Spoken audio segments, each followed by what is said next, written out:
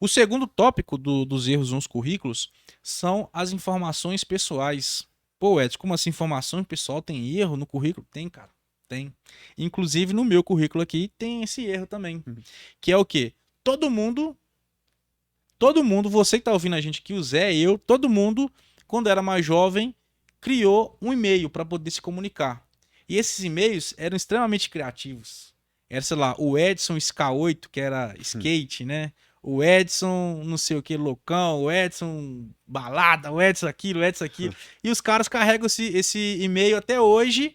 O Edson, tanto de código que ele colocava lá, não sei, a idade dele na época, o Edson 16. E os caras colocam esse e-mail até hoje, cara, nos currículos dele.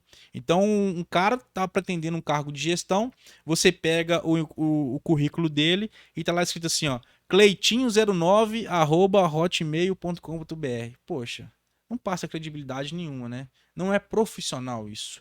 E os meus e-mails eram assim, era o Edson, meu nome, mais o ano que eu criei o currículo, mais uns outros códigos lá que eu tinha. Então era um e-mail gigante, cheio de número, que não significava nada, e estavam todos presentes lá. E quando eu chegar mais no final desse podcast, eu vou falar o porquê que esses detalhes importam, né? Mas esse é um dos principais erros na hora de colocar as informações pessoais. O outro erro também, Zé, dentro das informações pessoais, é o telefone. As pessoas, geralmente, como não tem muito contato fora da bolha dela, elas esquecem que elas estão localizadas dentro de um padrão, ou seja, dentro de um estado. E esse estado tem DDD. Então, ela não coloca o DDD dela no telefone, ela simplesmente coloca o número. Porque como ela tá dentro da bolha dela, ela só se comunica com o pessoal daquela bolha, ela acha que aquilo ali é natural.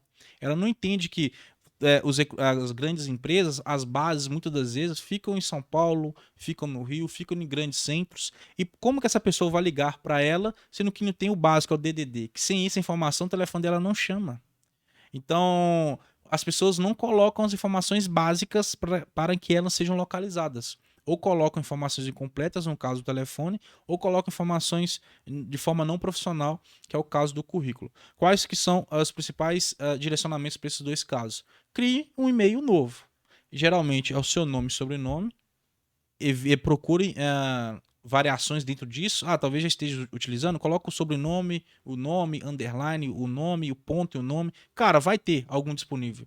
Os e-mails são gratuitos. Cria um e-mail profissional para você e comece a utilizar eles no seu currículo para você começar a disparar. E o telefone, cara, infelizmente ou felizmente, é a informação simplesmente básica. Coloca o DDD para que você seja conectado quando o cara precisar conversar com você, tá bom?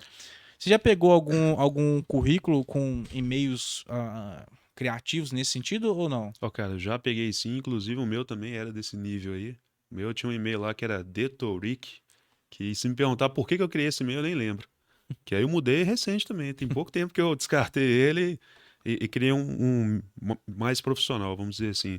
E um erro também, cara, que eu não sei se você vai considerar aqui, é questão de colocar documentos como os dados pessoais. Realmente o número do RG, o número da carteira de trabalho. E você sabe como que surgiu essa questão de colocar esses documentos no currículo? De Não. onde que veio essa questão? Veio há 30 anos atrás, não sei se você já passou por isso, que eu pelo menos já tive essa experiência, que às vezes eu ia fazer alguma ficha numa empresa, aí eles já te dão lá uma ficha pronta que pede o número do seu RG, número do seu carteira de trabalho, número do CPF, a gente preenche aquela ficha com todos os documentos e entregava. E isso veio com os anos, ainda nesse hábito de colocar documentos. E até uma dica de segurança para vocês, jamais colocar documento pessoal em currículo, porque hoje em dia tem hackers que podem pegar seus documentos e até compartilhar suas informações para outros fins. Então é basicamente o que você colocou mesmo, colocar o número pessoal com o DDD e um e-mail mais profissional ali. Tem outras informações que vão nas informações pessoais, né? Como nome, Isso. endereço, esse tipo de coisa. Mas geralmente as pessoas não erram nisso, né? As pessoas colocam as informações corretas. A gente está falando aqui dos principais erros dentro daquele tópico ali. O e-mail e o telefone acabam se sobrepujando os outros. A segunda parte do currículo Aí é que as pessoas geralmente ficam sem saber. Cara, na segunda parte do currículo, beleza, todo mundo coloca informação pessoal no começo. E depois, qual que é a segunda parte? Eu coloco já minhas experiências, eu coloco a minha escolaridade, eu coloco o meu objetivo, o que eu coloco ali? E, cara, direcionando vocês para esse caminho, eu sempre vou indicar que abaixo das suas informações pessoais, você tem que ter um resumo do seu currículo. Um resumo bem específico do seu currículo, e esse resumo tem que conversar 100% com a vaga que você está pretendendo, tá? E por que isso? Até dando algum exemplo bem chulo aqui, mas eu acredito que as pessoas que estão ouvindo têm inteligência bastante de entender que é um exemplo para poder se conectar com o seu mundo real. O currículo, ele é uma conquista. Então, você tem interesse por algum pretendente, seja homem, seja mulher, ou do sexo oposto, enfim, você quer se conectar com aquela pessoa. Então, a primeira coisa que você olha nela é a aparência física. A aparência física dela. Você nunca viu uma pessoa, você viu ela ou viu ele, você sentiu uma atração física por ela. Aí sim, você tem interesse de se aproximar e conhecer mais sobre aquela pessoa, sobre a história, sobre os pontos de vida, sobre o que ela pensa, o que ela deixou de pensar, o que ele pensa, o que ele deixou de pensar. E a partir daí você se conecta com ele. O seu currículo é a mesma coisa. O cara tá querendo criar um relacionamento com você. E a primeira coisa que ele olha ali, depois dos seus dados pessoais, tem que ter uma informação que vai fazer ele encher os olhos para você, para ele tomar a decisão de parar o tempo dele e ler o restante do seu currículo. Porque se não tivesse resumo, ele vai ler seus dados pessoais, vai ler algumas informações, vai descartar e vai para o próximo. Agora, se ele parar para ver o seu currículo, ter os dados pessoais embaixo, ter os principais resumos do seu currículo ali, e se aquele resumo conversar 100% com a vaga que ele tá oferecendo, aí se ele fala, pô, esse cara aqui me interessa, aí ele vai parar para ver o seu currículo, as suas experiências, os detalhes, as outras informações. Então, sempre abaixo das suas informações pessoais, tenha um resumo profissional. Esse resumo profissional tem que ter ali palavras-chave, tem que ter experiências-chaves, sempre conversando com a vaga que você está pretendendo, tá bom? Se não tiver resumo profissional, você corre o risco de você ser descartado, porque o cara simplesmente não vai parar para ler o restante do seu currículo, porque tem outro 100 ali na mesa dele para ele poder avaliar, ou no e-mail dele, enfim, algo nesse sentido. No seu currículo, Zé, quando você está avaliando, geralmente tem algum resumo que as pessoas colocam ou não? Cara, assim como você colocou, isso é tão importante que o próprio layout é bem bacana você manter um layout bem definido, porque o próprio layout já te direciona para quais partes você vai olhar no currículo. Então, se você tem, por exemplo, as informações dispersas, igual a maioria que eu pego não tem resumo, a maioria. Aí você tem que ficar procurando entender, conectar ali as informações para saber qual o perfil daquela pessoa, o que que ela realmente fez, aí você vai lá e lê as experiências. E um detalhe importante que o resumo, cara, no meu ver, ele é bem significativo ali para entrevista, porque às vezes a pessoa teve experiência ali como gestor de manutenção. E assim como a gente já disse aqui em vários podcasts, não é porque, por exemplo, eu coloquei lá, sou gestor de manutenção, é padrão para todos os gestores de manutenção. Tem várias áreas de atuações, tem várias experiências diferentes, então o resumo, ele vai ser específico, ele vai ser diferente. Entendeu? A pessoa, às vezes, ela acha que a gente vai bater o olho e ver lá, o cara foi gestor de manutenção. Então eu sei tudo que ele fez como gestor de manutenção. E não é assim.